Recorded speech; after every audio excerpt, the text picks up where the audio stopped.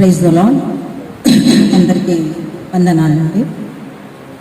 యేసు ప్రభు గారు సిలువలో మాట్లాడిన 7 మాటల గురించి ఈరోజు మనం గుడ్ ఫ్రైడే సందర్భంగా ధ్యానించుకుంటున్నాం.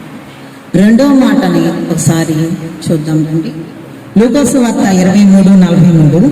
అందుకు ఆయన వానితో, నేడు నీవు నాతో కూడా పరదేశంలో ఉందువని నిశ్చయముగా నీతో చెప్పుచున్నానని.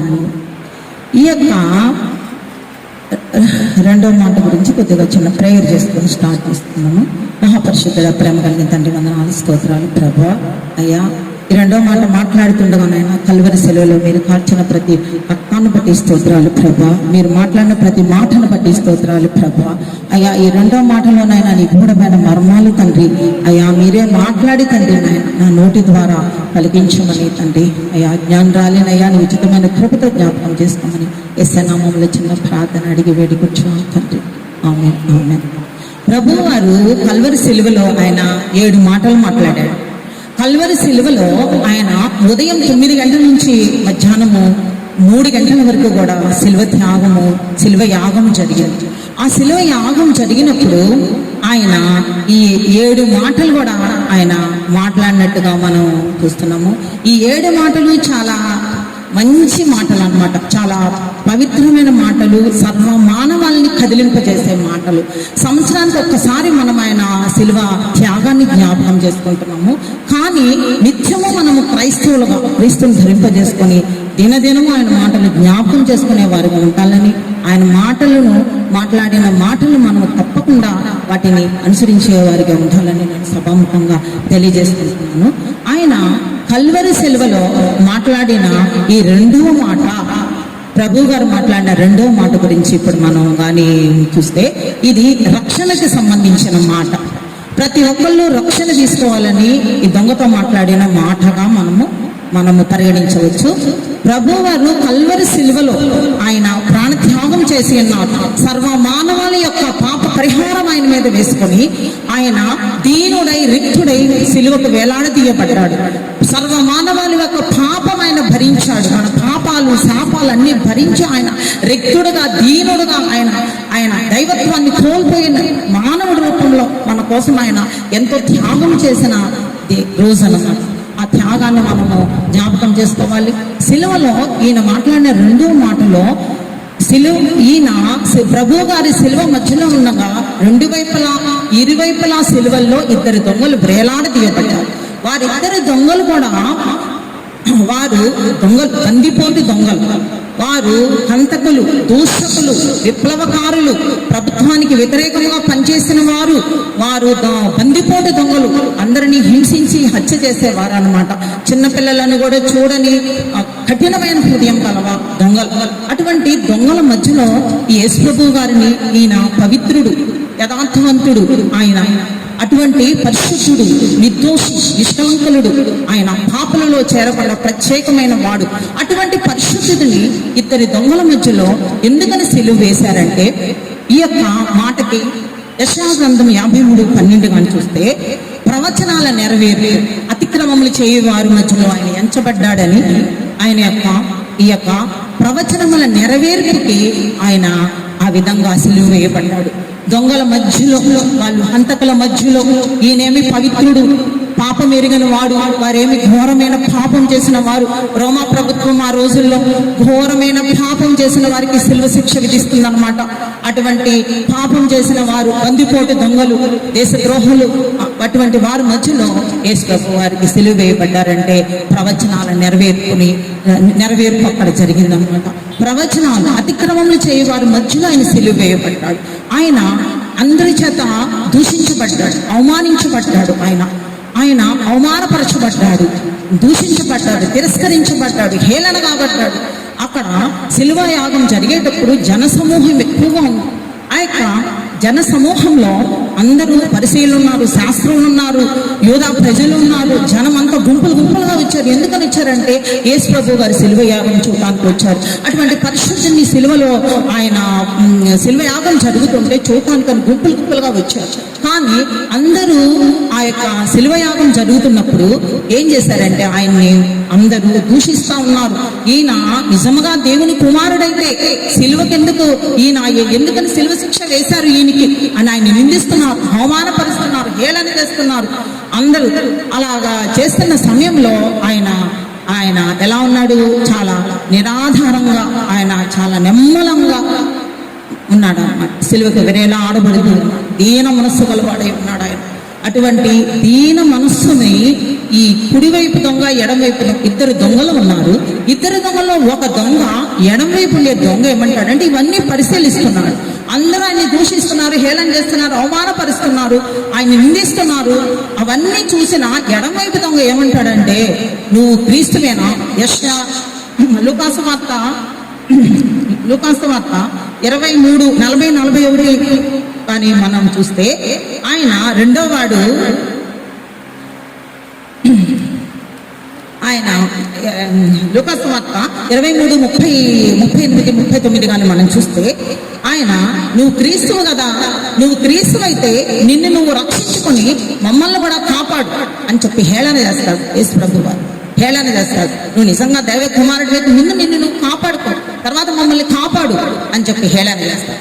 హేళన చేసినప్పుడు ఆయన ఇవన్నీ కూడా చూస్తూ ఉన్నాడు. కుడివైపు దొంగ చూస్తూ ఆ కుడివైపు దొంగ ఏం చేస్తాడంటే లూకాసు వార్త 23:40-41 అయితే రెండో వాడు వాడిని గద్దించి, నీవు కూడా అదే శిక్షావధిలో ఉన్నావు గనుక దేవునికి భయపడవా అని చెప్పి మాట్లాడతాడు. కుడివైపు ఉన్న దొంగ ఎందుకని దేవుడికి భయపడవా అని మాట్లాడాడంటే, ఎడమవైపు ఉన్న దొంగేమి దేవుణ్ణి దూషిస్తున్నాడు, హేళన చేస్తున్నాడు, నువ్వు క్రీస్తువైతే నిన్ను నువ్వు కాపాడుకొని నన్ను కూడా కాపాడు అని చెప్పి అడుగుతున్నాడు. కానీ కుడివైపు దొంగ మాత్రము ఆయనలోని దైవత్వాన్ని చూస్తున్నాడు, ఆయనలోని తగ్గింపుని చూస్తున్నాడు, ఆయనలోని దీన మనస్సును చూస్తున్నాడు.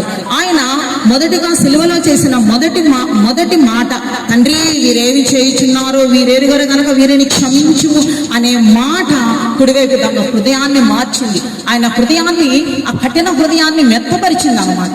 ఈయన ఇటువంటి ఘోరంగా ఆయన అవమానిస్తూ, హేళన చేస్తూ, నిందిస్తూ, దూషిస్తూ ఉన్న ఈ యొక్క ప్రజల కోసం ఆయన తండ్రి వీరేం చేయించున్నారో వీరిని క్షమించమంటున్నాడు ఆయన.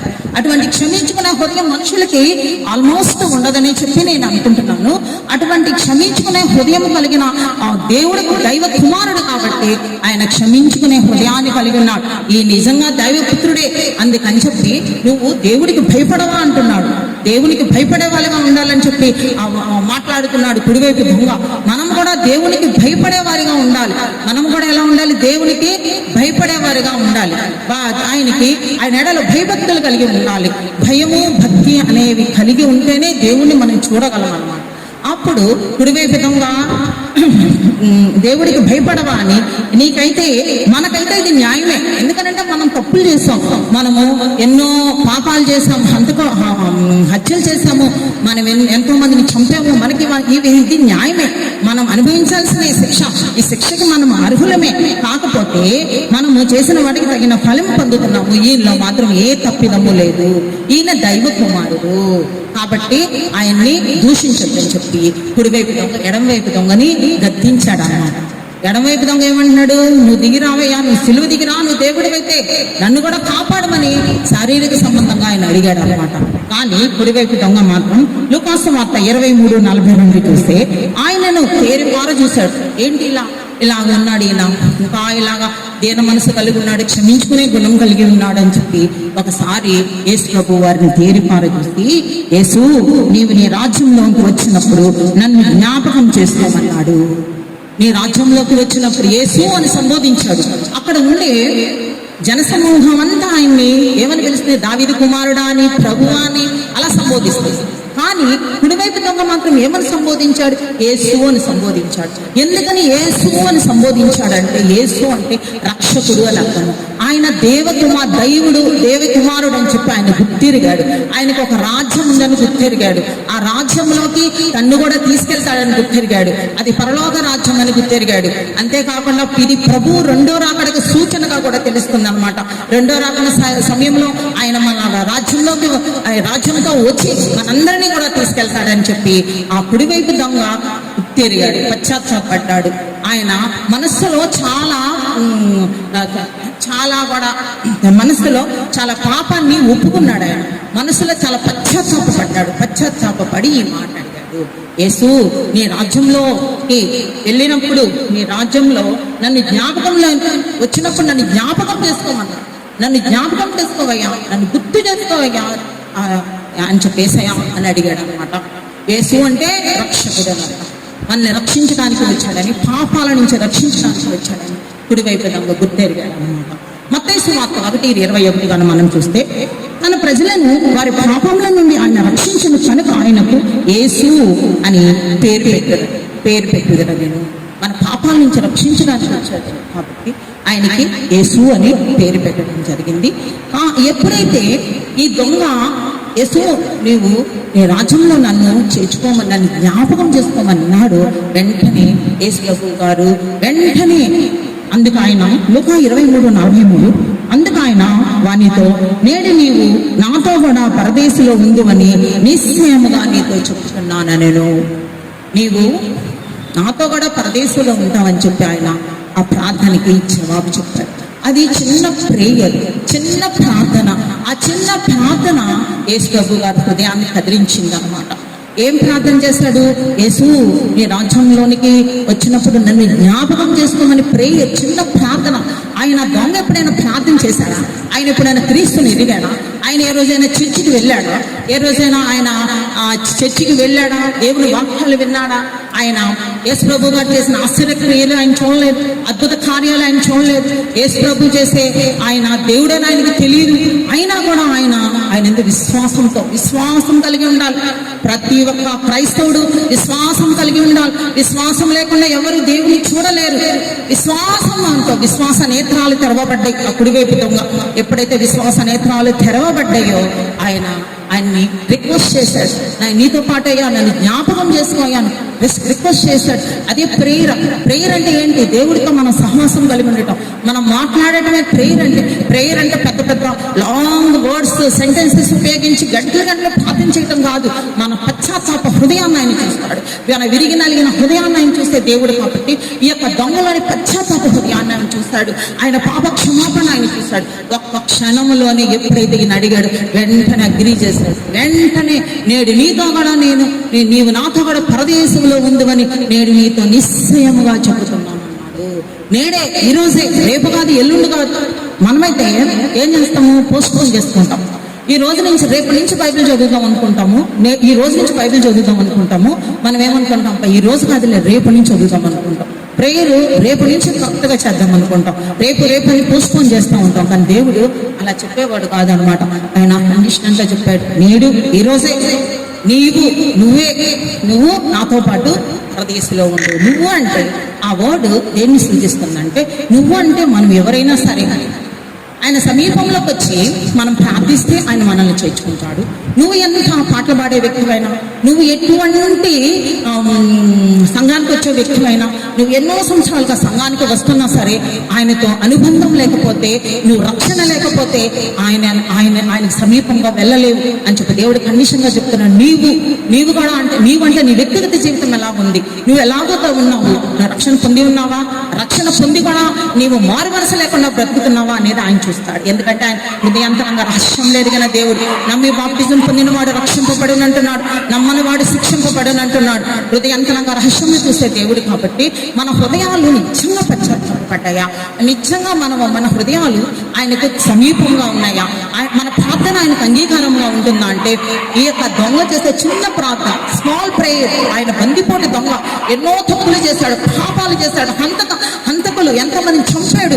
అటువంటి దొంగ ప్రార్థన కూడా ఆయన ఆలకించాడు. ఎందుకంటే యేసు ప్రభు వారు ఏమంటున్నాడు? నేను పాపుల కొరకు వచ్చాను అంటున్నాడు. నేను పరిశుద్ధుల కోసం రాలేదంటున్నాడు. ఆయన పాపుల కొరకు వచ్చారు కాబట్టి ఆయన ఒక పాపి ఈ యొక్క లోకంలో రక్షణ పొందేట పరలోకంలో ఎంతో ఆనందమై ఉంటుంది కాబట్టి ఆయన వెంటనే అగ్రీ చేశాడు. నేడు నీవు ఈ రోజే, రేపు కాదు, నేను రేపు వచ్చి తీసుకెళ్తాలేగా నేను పరలోక రాజ్యానికి అన్నా, నేడే నీవు నాతో కూడా పరదేశంలో ఉంది అని చెప్పి ఆయన చెప్తున్నాడు అన్నమాట.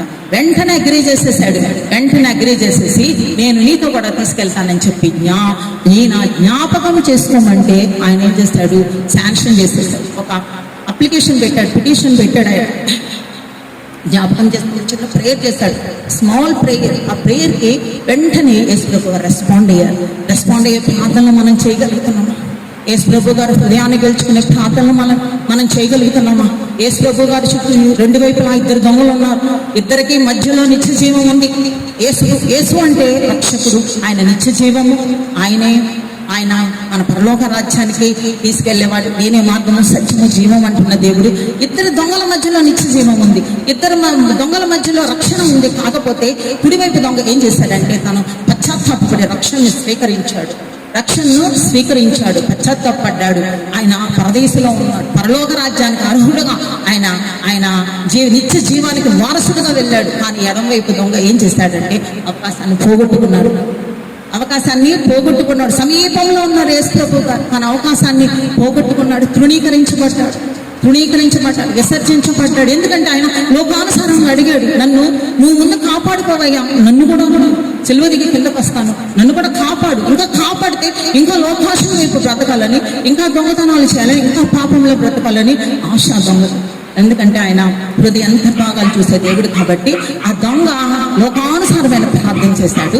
కానీ కుడివైపు ఉండే దొంగ మాత్రం ఆత్మానుసారమైన ప్రార్థన చేశాడు. నీ పరలోకంలోకి వెళ్ళినప్పుడు నీ యొక్క రాజ్యంలో నన్ను జ్ఞాపకం చేసుకోమని ప్రార్థన చేశాడు. ఆయనగా రాజు దేవుడని గుర్తించాడు, ఆయన ఒక రక్షకుడని గుర్తించాడు, మనసులో పశ్చాత్తాపడ్డాడు. ఆయనకు ఒక రాజ్యం ఉందని గుర్తిరిగాడు, ఆ రాజ్యంలోకి వెళ్ళాలని ఆశపడ్డాడు. పరలోక సంబంధమైన ప్రార్థన చేస్తాడు. ఆ ప్రార్థన దేవుడు అంగీకరించి వెంటనే ఆయన మీరు నాతో కూడా ప్రదేశంలో ఉందని నిశ్చయముగా కండిషనల్గా చెప్తున్నాడు. ఆయన అబద్ధం ఆడజాలని దేవుడు, ఆయన మాట ఇస్తే వెనక్కి తీసుకునే దేవుడు కాదు. ఆయన నిశ్చయంగా కండిషనల్గా చెప్పాడు, నువ్వు నిశ్చయంగా నాతో పాటు నా రాజ్యంలోకి తీసుకువెళ్తానని చెప్పి దొంగను తీసుకెళ్ళాడు. కాకపోతే ఈ యొక్క ఎడమవైపు దొంగ రుణీకరించబడ్డాడు, కుడివైపు దొంగ ఏం చేశాడంటే ఆయన కనికరాన్ని పొందుకున్నాడు. ఆయన అంగీకరించాడు, ఆయన ఆ నిత్య జీవాన్ని అంగీకరించాడు. అందుకని దేవుని లేఖనాలు ఏం చెప్తున్నాయి అంటే, నన్ను అంగీకరించిన వారిని నేను అంగీకరిస్తాను అంటున్నాడు ఆయన, నన్ను తృణీకరించిన వారిని నేను తృణీకరిస్తాను అంటున్నాడు ఆయన. ఈ యొక్క రక్షణ లేకుండా ఎవ్వరు కూడా పరలోకానికి చేర్చలేము అనేది సత్యం అన్నమాట. ఎవరైనా సరే రక్షణ తీసుకుంటేనే పరలోకానికి వెళ్ళగలరు. నా కుటుంబంలో అందరూ తాత ముత్తాతల నుంచి మా కుటుంబాలు రక్షణలో ఉన్న కుటుంబాలు, నా తల్లిదండ్రులు, నా తాత ముత్తాతలు గొప్ప గొప్ప సేవకుల కుటుంబాలు.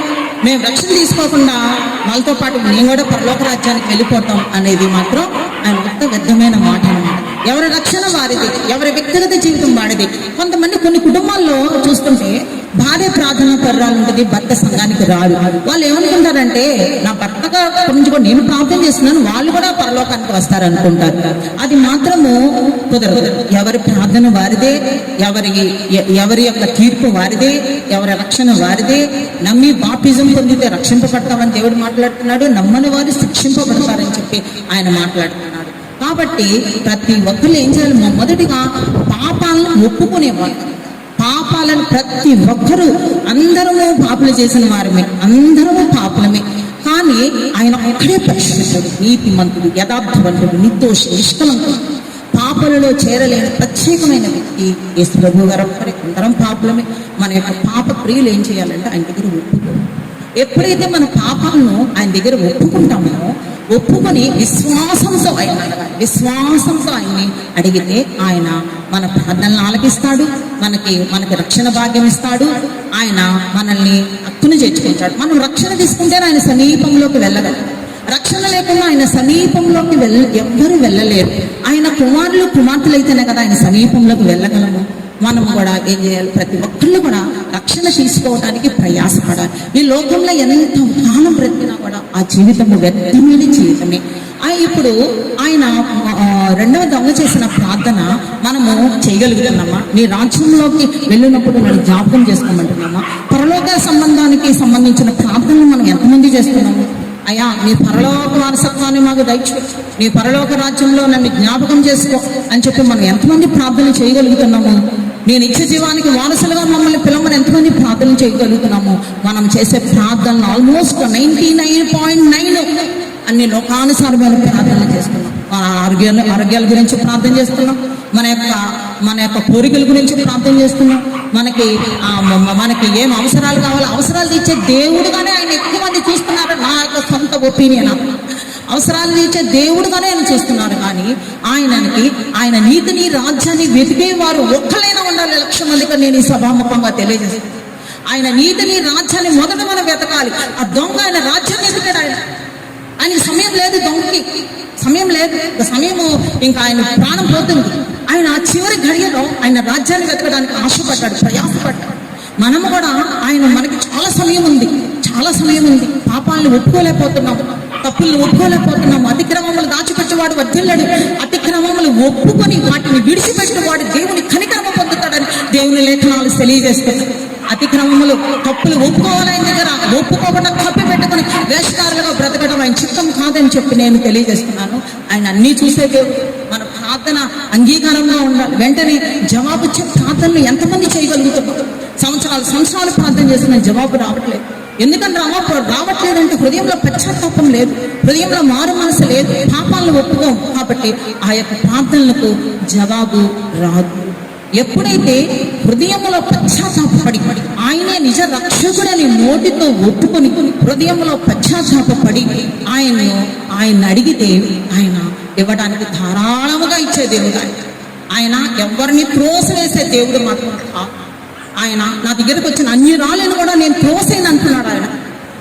అటువంటి గొప్ప దేవుడు మరి అటువంటి గొప్ప దేవుడి మధ్యలో ఈ దొంగలు ఇద్దరికి సిలువ వేసినప్పుడు కుడివైపు దొంగ ఏం చేస్తాడంటే ఆయన గొప్ప రక్షకుడని, దేవుడని, ఆయన ప్రేమమయుడని, ఆయన ఒక రాజ్యం ఉందని, ఆయన రాజ్యంలో చేర్చుకుంటానని ఆయన ఆశపడి అడిగాడు.